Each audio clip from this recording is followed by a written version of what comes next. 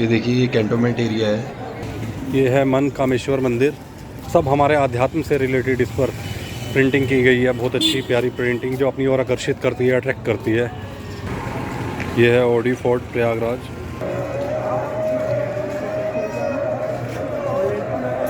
और जो उस साइड आप एरिया देख रहे हैं यमुना जी के उस पार, वो एरल घाट है।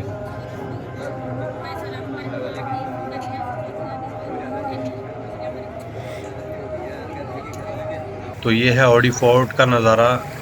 नीचे उतर के मैं आया हूँ और आपको दिखा रहा हूँ नाइट का नज़ारा। यहाँ पर देखो नाव चलते हुए कितनी अच्छी लग रही है। यहाँ पे अलग ही व्यू नज़र आ रहा है, एक मतलब अलग सा ही फील आ रहा है यहाँ पर बैठ के।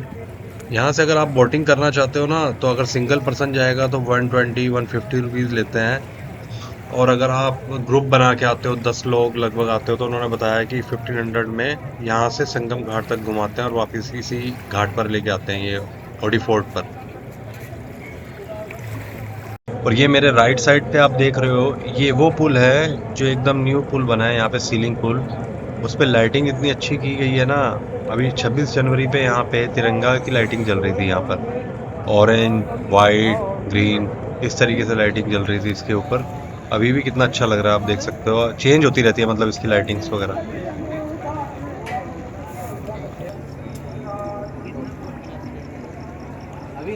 ये देखो वापस इतनी सीढ़ियाँ चढ़ के अब वापस जाना है हमको।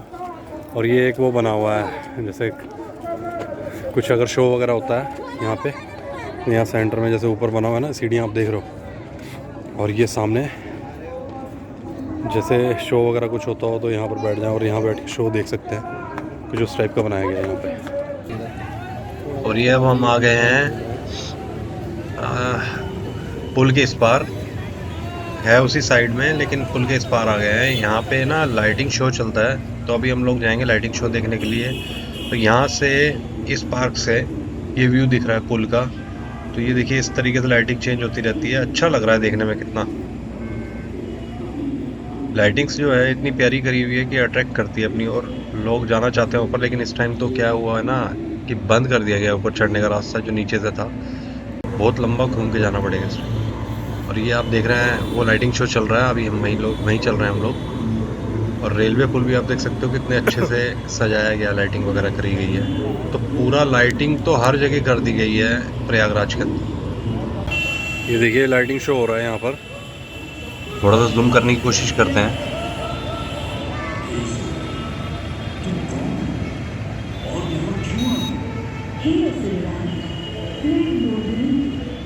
ये पीछे जो है शावर चल रहा है, इसके रेगुलर शावर टाइप चल रहा है। और शावर के अंदर लाइटिंग से ये प्रोजेक्टर से दिखाया जा रहा है। एक काम करते हैं, बिल्कुल पास में चलते हैं, वहां से देखते हैं लाइटिंग शो। तो क्लियर शायद नजर आएगा वहां से ना।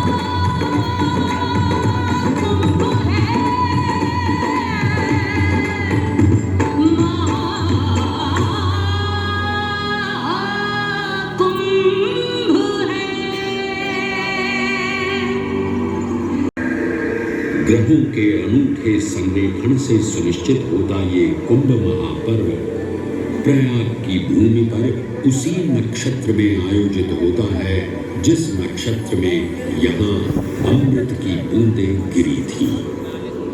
गणनाओं के अनुसार जब बृहस्पति वृषभ राशि में और सूर्य चंद्रमा मकर राशि चक्र में प्रवेश करते हैं, तब प्रयागराज में कुंभ पर्व आयोजित किया जाता है।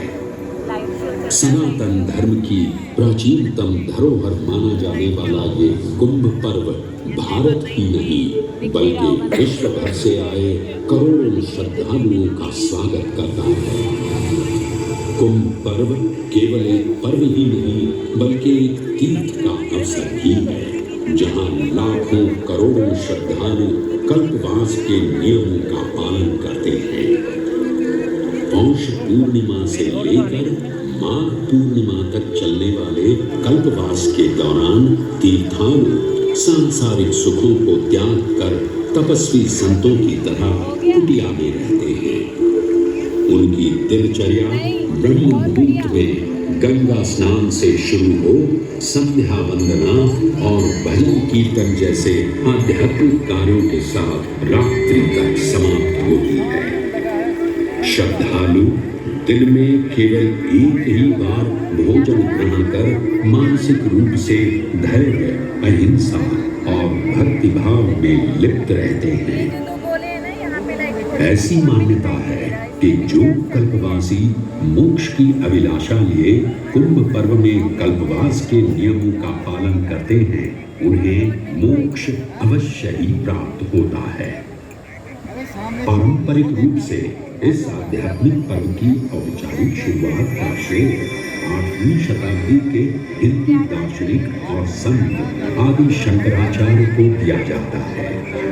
उन्होंने न केवल 4 पवित्र मठों पुरी, श्रृंगेरी, द्वारका और बद्रीनाथ की स्थापना की थी, बल्कि सन्यासी परंपरा को जीवित रखने हेतु 10 योग सन्यासी व्यवस्था का गठन भी किया था, जिसके अंतर्गत निर्माण, अटल, निरंजनी, आनंद, जूना, आवाहन और अग्निसात नामक 7 अखाड़े निर्मित हुए।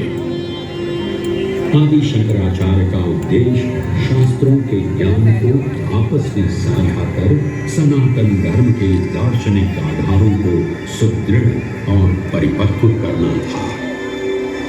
अतः धर्म की सभी शाखाओं को संगठित रखने हेतु आदि शंकराचार्य त्रिवेणी, माधव, सोम, भरद्वाज, वासुकी, अक्षयवट और शेषनाग प्रयाग के इन 7 तीर्थ नायकों की हम वंदना करते हैं, परंतु उक्त 7 तीर्थ नायकों में वेणी माधव का ही प्रमुख स्थान है।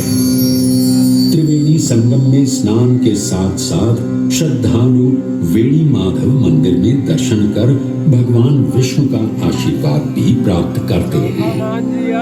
मान्यताओं के अनुसार वेणी माधव इलाहाबाद किले के परिसर में स्थित पातालपुरी मंदिर में एक पवित्र अक्षयवट वृक्ष के पत्तों पर एक बालक के रूप में विश्राम करते हैं। पौराणिक कथाओं के अनुसार अक्षयवट एक शाश्वत वृक्ष है जो भगवान विष्णु का स्थायी निवास है, जहां से वे सृष्टि का पुनः निर्माण करते हैं। त्रेता युग में भी अक्षयवट वृक्ष का उल्लेख देखने को मिलता है। कहा जाता है कि भगवान श्री राम, माता सीता एवं अनुज लक्ष्मण अपने वनवास काल में इस स्थान पर आए थे। वैसे तो भगवान श्री राम का वनवास प्रयाग में श्रृंगी ऋषि को समर्पित श्रृंगवेरपुर धाम से आरंभ होता है। ये वही स्थान है जहां निषाद राज गुह ने भगवान श्री राम, माता सीता और अनुज लक्ष्मण को गंगा पार जाने के लिए सहायता प्रदान की थी। श्रृंगवेरपुर से प्रभु श्री राम ऋषि भरद्वाज के आश्रम पहुंचे थे। भरद्वाज मुनि बसहि प्रयागा, गोस्वामी तुलसीदास जी ने रामचरितमानस में ऋषि भरद्वाज का निवास स्थान प्रयागराज ही बताया है। ऋषि भरद्वाज से त्रिवेणी संगम की महिमा सुन प्रभु श्री राम, माता सीता और अनुज लक्ष्मण त्रिवेणी संगम में स्नान कर तीनों नदियों का आशीर्वाद प्राप्त करते हैं। इसी कड़ी में एक प्रचलित कथा के अनुसार संगम तट पर ही माता सीता ने प्रभु श्री राम से महादेव और परम शक्ति मां पार्वती की आराधना करने की अपनी मनोकामना को व्यक्त किया था, जिसके उपरांत प्रभु श्री राम ने यमुना तट पर भगवान भोलेनाथ और मां पार्वती को समर्पित एक मंदिर का निर्माण करवाया था, जिसे आज हम मनकामेश्वर मंदिर के नाम से भी जानते हैं। त्रेता युग में स्वयं प्रभु श्री राम ने माता सीता के साथ इसी मंदिर में भगवान शिव एवं मां पार्वती की पूजा अर्चना कर उनसे आशीर्वाद प्राप्त किया था। महादेव के इस प्राचीन मंदिर से अगर थोड़ा आगे चले तो उन्हीं के अंशावतार पवन पुत्र हनुमान जी का मंदिर भी विद्यमान है।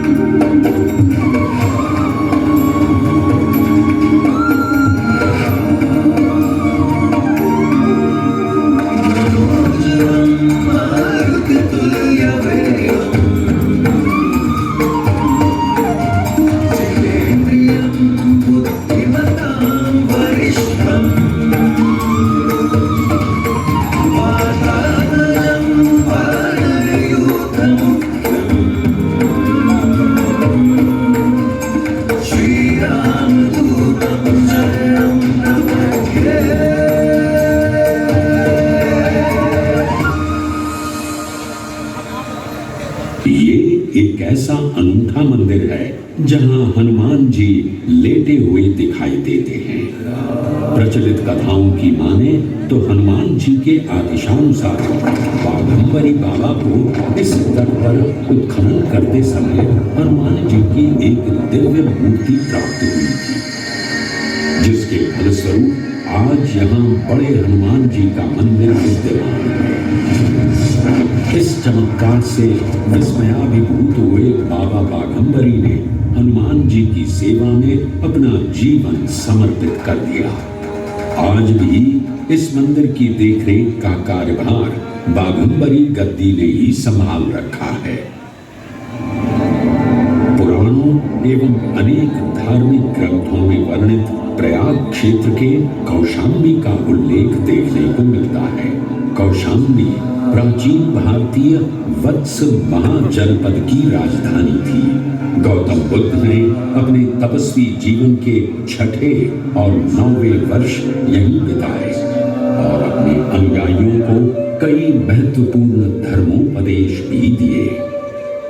बौद्ध धर्म से अगर जैन परंपरा की ओर चले तो ऐसी मान्यताएं आज भी प्रचलित हैं कि प्राचीन तीर्थंकर ऋषभदेव ने भी वत्स देश में ही ज्ञान प्राप्त किया था। इसके अलावा 6ठे जैन तीर्थंकर पद्म प्रभु का जन्म इक्ष्वाकु वंश में राजा श्रीधर और रानी सुसीमा देवी के घर कौशाम्बी में ही हुआ था।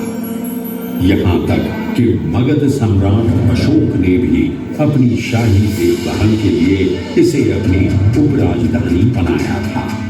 तथ्यों को टटोलें तो अशोक की लाट आज भी इस क्षेत्र में देखने को मिलती है।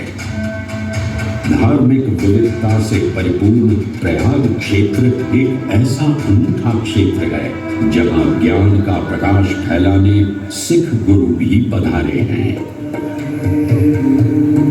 प्रयागराज के अहियापुर में स्थित गुरुद्वारा पक्की संगत साहिब इसी की एक बेजोड़ निशानी है। माना जाता है कि श्री गुरु तेग बहादुर जी अपनी यात्रा के दौरान 6 महीने इसी स्थान पर रुके थे। यहाँ वे प्रार्थना और ध्यान करते थे, इसलिए इसे तप स्थान भी कहा गया है। ये कहना गलत नहीं होगा कि त्रिवेणी संगम के तट पर गुरुओं और संतों की शिक्षाओं का अनोखा समावेश है। ये गुरुद्वारा पक्की संगत साहिब। इलाहाबाद या इलाहाबाद के नाम से कुछ समय के लिए चर्चित ये प्रयागराज आज भी जीवंत है। धर्म और संस्कृति का अनूठा इतिहास संजोए हुए तीर्थराज प्रयागराज में वेणी माधव, शिव और शक्ति के विभिन्न स्वरूप आज भी विद्यमान हैं, जो इस पावन क्षेत्र को अद्वितीय बनाते हैं।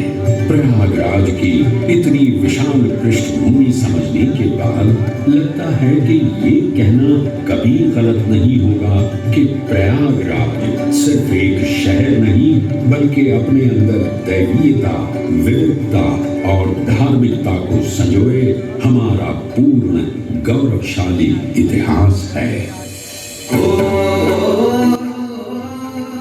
अभी जो शो था वो ख़त्म हो चुका है और इसी तरीके से बने रहिए, मिलेंगे नई वीडियो में नई जगह के साथ। Thank you.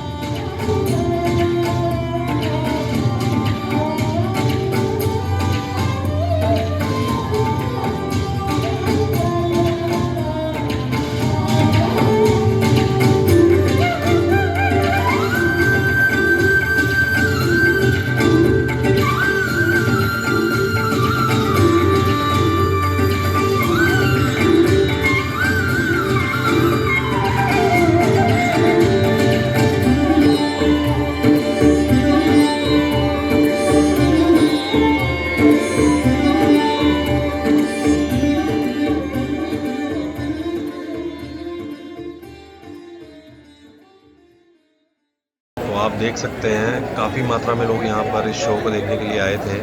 एक अलग सा क्रेज़ है इस शो के लिए, लाइटिंग शो के लिए। अगर आप यहाँ पर आए तो ये शो ज़रूर देखिएगा, फ्री ऑफ कॉस्ट है ये शो।